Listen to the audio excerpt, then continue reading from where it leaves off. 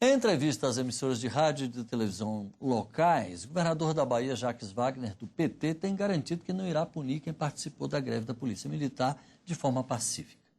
Mas os policiais envolvidos em atos de vandalismo, segundo ele, serão processados. O governador não deixou claro, no entanto, se os líderes do movimento serão anistiados, já que a greve foi considerada ilegal pela Justiça. Alguns analistas, no entanto, estão identificando uma absoluta falta de atuação dos setores de inteligência do governo na antecipação dos acontecimentos e culpam o governo de Jacques Wagner pela forma como esses acontecimentos se desenrolaram e seus desdobramentos. O deputado Antônio Embaçaí, do PSDB, ex-prefeito de Salvador, vem acompanhando de perto a situação e participa desta edição do Palavra Aberta, que também é transmitido pela Rádio Câmara. Nessa altura do campeonato, o senhor acredita numa solução pacífica? Tem que ser através do diálogo. Eu acho que o confronto não leva a nada. Confronto é uma situação que realmente os policiais não aceitam e não é a solução. Todos nós, eu sou da oposição, de um partido de oposição, mas não sou oposição à Bahia nem ao Brasil, né? O que nós queremos é a pacificação, um entendimento. E entendo, aqui não é a hora de estar apontando erros, mas entendo que a linha tomada inicialmente pelo governo foi uma linha equivocada. A linha do confronto, de colocar blindados, helicópteros, enfim. Isso gera tensões, declarações equivocadas também do ministro da Justiça, do governador da Bahia, do presidente da Assembleia. Então, agora me parece, e a gente está contribuindo para que isso aconteça, a linha do diálogo, da conversação, do entendimento. Aí sim, eu acredito que vai se pacificar. Agora, o crescimento dessa onda de assaltos, assassinatos, etc., de certa forma também não justificaria a posição tomada pelo governo de chamar a Força Federal? Eu acho que foi a decisão correta do governador Wagner chamar a Força Federal, porque isso, de uma forma ou de outra, ajuda na proteção da população. Quer dizer, a gente lamenta que tenha chegado a esse ponto, mais de 100 homicídios aconteceram desde o início da greve, então foi uma decisão acertada do governador, embora a gente saiba que não são pessoas qualificadas para esse tipo de policiamento. Foi uma decisão acertada. Agora, o que não se pode é ir para o confronto, colocar exército contra a polícia, isso não leva a nada. A autoridade se revela e é reconhecida pela população quando ele reconhece e resolve o problema. Quando a autoridade não resolve o problema, aí a coisa fica muito ruim. Na Bahia, a gente fica muito triste, lamentando tudo isso, porque é uma cidade, Salvador, a Bahia, quer dizer, um povo hospitaleiro, um povo cordial, generoso, solidário, que não quer isso, não quer isso.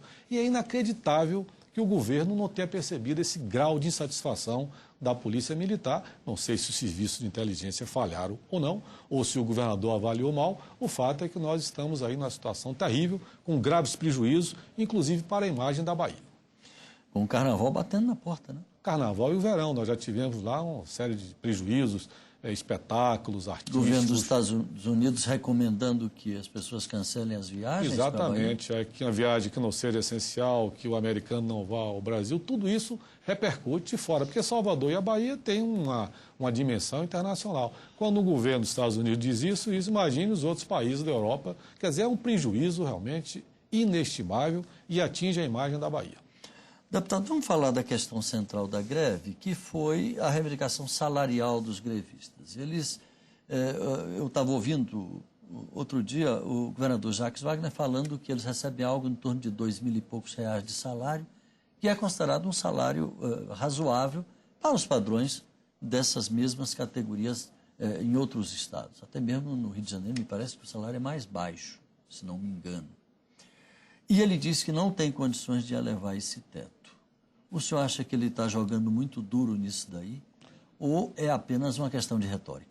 Nós tivemos uma greve na Bahia em 2001, com essa mesma característica, e hoje os policiais que lideram a greve desse ano são os mesmos que lideravam em 2001. E dizem, inclusive, que naquela ocasião o próprio governador Wagner e outros deputados e representantes do PT estimularam a greve. Veja que situação. E em 2001... Wagner era deputado. Era deputado, federal, era deputado. Inclusive, que pediu ao presidente da Petrobras espaço para fazer reuniões, financiou veículos. Quer dizer, veja que situação. Em 2001 ainda, o ex-presidente Lula deu declarações, né, reconhecendo a legitimidade das reivindicações, que o policial era trabalhador, como de fato é, que é um pai de família que merece toda a atenção. O governador Wagner fez campanha com essas lideranças em 2006, mostrando a situação das finanças que estavam sendo praticadas na Polícia Militar. Foi eleito, em 2009 assumiu o compromisso e esses compromissos não puderam ser honrados. Então, isso é uma coisa que a gente tem que também considerar. Há uma sensação de que eles foram traídos, não foram reconhecidos nas suas reivindicações. E o governador, volta a insistir isso aí, o governador não teve, talvez, um sistema de informações que pudesse detectar esse grau de satisfação, e o fato é essa situação lamentável que a Bahia está vivendo, com a repercussão, inclusive, em todo o país. Agora, o medo, exatamente o senhor tocou nesse ponto, é desse tipo de movimentação se espalhar. Já se fala de uma insatisfação parecida no Rio Grande do Sul, São Paulo, Minas... Rio de Janeiro, Paraná... Rio de Janeiro, quer dizer, é um rastilho de pólvora, é perigosíssimo que a moda pegue. Eu acho que, quer dizer, o governo, quando foi para a linha do confronto, eu acho que foi uma linha equivocada. Tanto que está recuando, recuou. Já está fazendo uma conversação que é exatamente o que a gente pregou desde o início, o diálogo, né? E também cometeu um outro erro, quando transformou esse assunto num assunto nacional, quer dizer, instigando e chamando, inclusive, a solidariedade de outras polícias de outros estados. Poderia se resolver o problema na Bahia, né? Se resolveria com cautela, com cuidado, mantendo a autoridade, mantendo a disciplina e a ordem, né? Recuperando toda a situação que existe e evitaria de dar uma dimensão nacional, que acaba por trazer a solidariedade e chamando a motivação de outras polícias de outros estados que poderiam também, mais do que natural, estar negociando as suas condições de trabalho. Agora, ao mesmo tempo, a gente tem a posição tomada pela Justiça que considerou ilegal a greve. Desse ponto de vista, esses grevistas não se tornariam uma espécie assim de insurgentes, e aí sem razão alguma, para estarem fazendo o que fizeram e continuam fazendo? Com ocupação de prédios públicos, etc. Olha, a partir do momento que se instala um movimento dessa magnitude, se não tiver muito cuidado, você vai gerando outro tipo de problema, vai gerando mais complicações, o que torna mais difícil a solução. Greve na polícia não é greve de professor, não é greve de médicos ou de outra categoria. É uma coisa muito mais sensível que está tratando-se de vida das pessoas. Para se ter uma ideia, mais de 100 pessoas já foram vitimadas, assassinadas na região metropolitana, na Bahia. Então é preciso ter muito cuidado com tudo isso, conduzir com habilidade. O governador não pode abrir mão da sua autonomia, da sua liderança e não pode transferir para o governo federal as negociações. O governador é o líder, é o comandante, é a parte mais forte. E sendo a parte mais forte, cabe a ele a liderança e encontrar a solução. Nós estamos querendo que ele resolva o problema. Nós estamos aqui, nós somos oposição, mas não queremos de maneira nenhuma trazer mais problemas para o governador. O que a gente quer é uma boa solução. De que forma a oposição na Bahia, de forma concreta, está participando no sentido de se chegar a um bom acordo, uma boa finalização de todo esse problema? Primeiro, chamando a atenção de forma reiterada da necessidade de evitar o confronto. Tá? Evitar o confronto porque isso tem desdobramentos imprevisíveis. Imagine você colocar policiais contra tropa de exército, o que é que pode acontecer? Você tem dentro da Assembleia Legislativa da Bahia 300, 400, 500 policiais, né? Com uma situação de tensão, de pressão com familiares e o Exército tentando...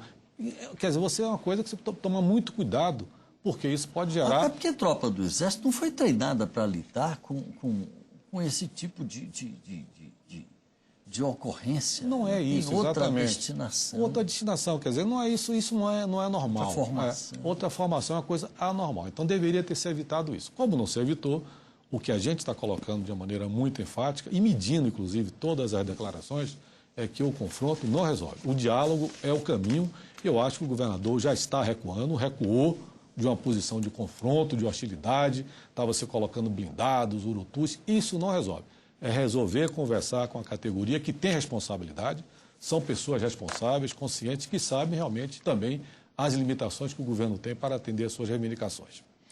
Deputado Antônio Embaçaí, muito obrigado pela sua participação aqui com a gente no Palavra Aberta. Obrigado. E vamos torcer para que tudo vai dar certo. Termine da melhor forma possível. Vai dar certo. Você de casa, obrigado pela audiência, um abraço e até a próxima.